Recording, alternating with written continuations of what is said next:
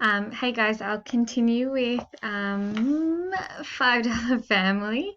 Hopefully it won't take too long. So we were up to page 104, and Michelle's just had her baby. So this is a flashback memory to when Michelle had her baby. So one thing I just want to stress, guys, is a lot of you in your creative essays, you're kind of talking for the whole 2 pages or the whole page and a half, just your character's thoughts. I feel let down by blah blah.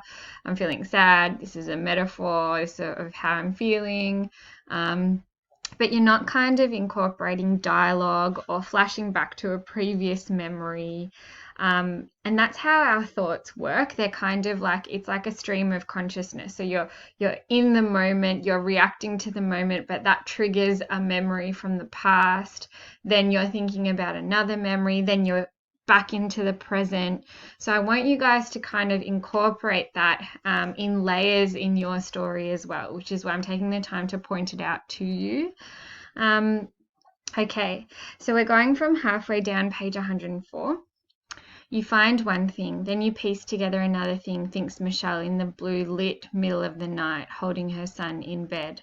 Des had never been the type to let her in on what was happening, kept big segments of his life closed off from her, and she's remembering how someone showed up at the door for him 8 weeks ago with court summons, and how afterwards he just banged back inside and sat down in front of the TV. She thinks about how she just sat there with her mouth shut and how guilty and nervous she'd felt checking his wallet for the slip of paper later to find out what the charge was. So we find out now that Des is a petty criminal. So again, this adds to the list of like how much of a dropkick Des is. You can't even kind of console her, doesn't want to hold the baby, doesn't really, is kind of immature and awkward as to how to be a dad or supportive. Then, he's a petty criminal, takes her stuff and takes it into cash converters. Okay, so he's not great. She recalled the night it must have happened, Des coming home and wrapping up his bleeding hand rather than going down to casualty to get stitches, muttering about how it had only been an after footy argument in the pub. If it had been his first offence, it might have been different, but she's not stupid. He's got 3 priors to similar offences, and that means no more probations. He said nothing to her about it, not a thing, even though the court date is this Thursday, and even though he's got a girlfriend with a newborn baby. That'll be the first thing he'll mention, though, you can bet on that. He'll get his solicitor to stand up there and use her and Jason to try and duck the sentence, but no more probations means he'll go straight to the jail from court, not a word to her. It's like he thinks that if he ignores it, it'll all go away. Ignoring your problems is a sign of immaturity. I mean, we all do it, but it's just another clue that in a relationship, I'm hoping that you're recognizing from the stories, communication is really important, whatever it is. And we have someone who's not even willing to communicate some of, like, a really serious thing that's happened. He's going to court his partner. So that's her thoughts and her flashback to the memory, and then then it's kind of moving back to the present. Michelle strokes Jason's ear, flat and perfect against his head. First one thing, then another thing, then the click when it happens, like a door opening. A simile. When none of her old clothes had fitted her for 4 weeks ago, and she felt so bloated and huge, she pulled on one of Des's shirts over her stretched t-shirt. Out doing the shopping, she'd had to fill up the car, and stooping there uncomfortably at the Bowser, trying not to breathe in the petrol fumes, she'd come across a folded supermarket docket in the breast pocket of the shirt, a discount petrol voucher at the bottom. As she was waiting in the queue to pay for the gas, she'd glance at the list of items on the docket, idly working out the computerized abbreviations for Pepsi and peanut butter. Tea bags 50 pack, she'd read. Barbecue dip 200 grams. Then a little further down the list, her eyes took in condoms 8 pack. Her hand swam out and clutched the counter, and the baby seemed to somersault inside her. Steady on, love, the man behind the counter called jovially when he saw her face. So this is, I don't know if you've noticed, but it's another flash back to the past. So her thoughts are going in the present to the past, back to the present, and that's what I want your writing to reflect on as well. The thing she couldn't get over after she got back in the car and sat staring at the steering wheel and feeling the baby settling again was that she remembered that night too, the way he'd bought those chips and dip to take home to his 8 months pregnant girlfriend, then gone out alone, and how she believed he'd been thoughtful that night, buying snacks and renting her those DVDs to shut her up and keep her fat and dumb and happy. Thoughtful. So this is just another thing he has let her down about. He has gone out with the intention of kind of cheating on her and sleeping with someone else, and he has bought her snacks beforehand. And at the time, she's kind of hitting herself in the head thinking, how could I have been so stupid? She thought it was really thoughtful. So this partner of hers is pretty underwhelming. I want to skip to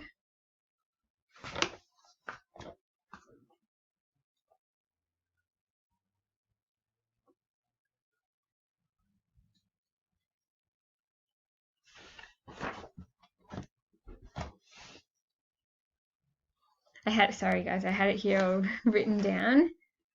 104, that's done. Cool. I want to skip to 112.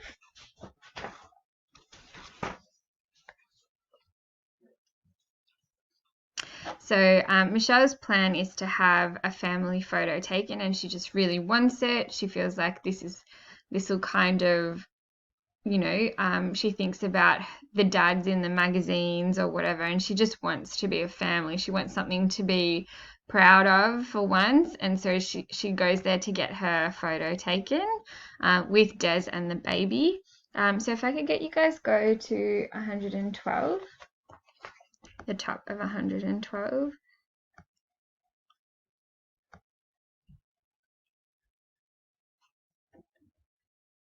Okay, and Des has bought the baby like a bikey jacket, and she's like, it's probably costed $100. And then there's a quote on the page before, and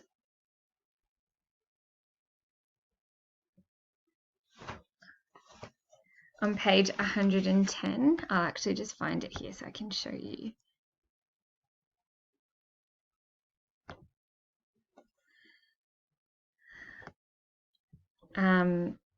So Des buys a bikey kind of costume, and then she's just let down by him. God, how could she have ever thought he was good looking? Yeah, but he'll grow out of it in a month, she mutters.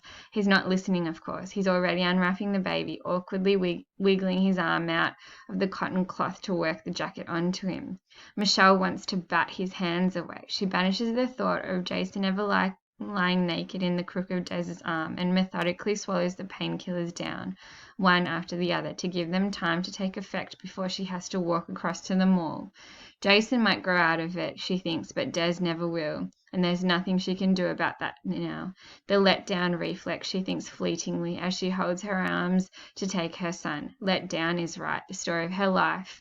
Numb on the outside, a burning ache inside. So the letdown reflex is the thing that all the nurses are talking about how the baby latches on to breastfeed, but she actually takes it in a different light. Being let down by her partner is the story of her life. Okay, so page 112. They take another photo without the bikey getup, and Michelle can feel it. This will be the one she chooses. She'll put it in a frame up on the shelf next to the cards and the miniature teddies. Make some copies for her aunties. The feeling sealed, at least, like evidence. Simile. A feeling that appears out of nowhere, thick and sweet and full of mysterious. A feeling that appears out of nowhere, thick and sweet and full of mysterious antibodies. The second flash makes the room swim and shimmer. And Jason, poor sleepy Jason, lying crookedly on her lap, jerks backwards, flailing his arms and legs, and she feels the surprising, determined strength of his sudden kick. The startled reflex, she thinks, the name dropping into her head from nowhere. Her baby gasps, and his eyes widen in astonishment at the world he's woken up into, and he opens his kitten mouth. A wail pierces the air around them, a cry sharp as glass. Simile. It sends her scrambling ineffectually with the one free hand to pull her cardigan over her chest to hide her shirt, the spreading dark marks appearing there, the shocking flood of sudden warmth. So, what's it called? Like she's leaking milk, and that's because of the reflex. Like that's kind of triggered something in her, so the baby started crying, and then her body's reacted to it, and she kind of just knows what to do now. So let's keep going. Milk. Unbelievable. It's as if the cry is pulling a wire through her. This is a good simile. All the way up from the stitches. Her whole body bends to him, held tautly suspended by the wire, pulled forward by it, mesmerized. What are you doing? Hisses Des, jumping up. You're outside Coles. But his voice is like someone you're hanging upon. Another simile, going small and high-pitched and distant as you put the phone down.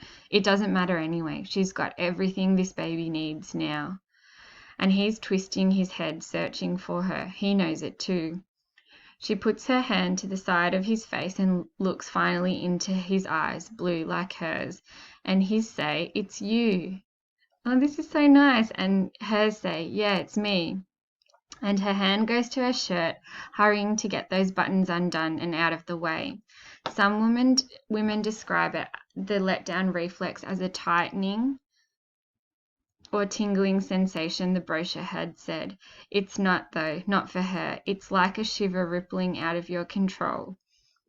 The way tears will start when something makes you forget for a minute what you're supposed to be holding them back for. So I was trying not to cry here. It's such a nice bit of the story. Literally everything in her life is disappointment, and she's been let down so many times, but this baby gives out a cry and her body reacts, and suddenly she knows what to do. And the baby is searching for her, this bit where he's like, "It's you, like I've been looking for you." And she is confident and relieved and saying, "Yeah, it's me, I'm here." And she knows in herself and in her body that she's got everything this baby wants. This is an incredibly empowering ending. And it's not even in her mind, like her body just does what needs to happen at this point. So this is such an empowering story for motherhood, and that you don't need to depend on anything around you. You have everything, and that baby's wanting everything from her. Doesn't need Des at that point in time, just needs her. So Kate Kennedy is really championing that confidence is coming from herself and from her body, and she's also really championing the power of motherhood. Like, this bit is so raw that I really love this bit. Her whole body bends to him, held tautly suspended by that wire. So it's like she couldn't even control it. She just knew what to do, and her body knew what to do, and that's all that she needed at that point in time. So that was $5 Family. Didn't realize I'd take up a half an hour explaining it, but it had such great passages and such great writing that I wanted to show you. So hopefully you find it as lovely as I do. All right, thanks guys.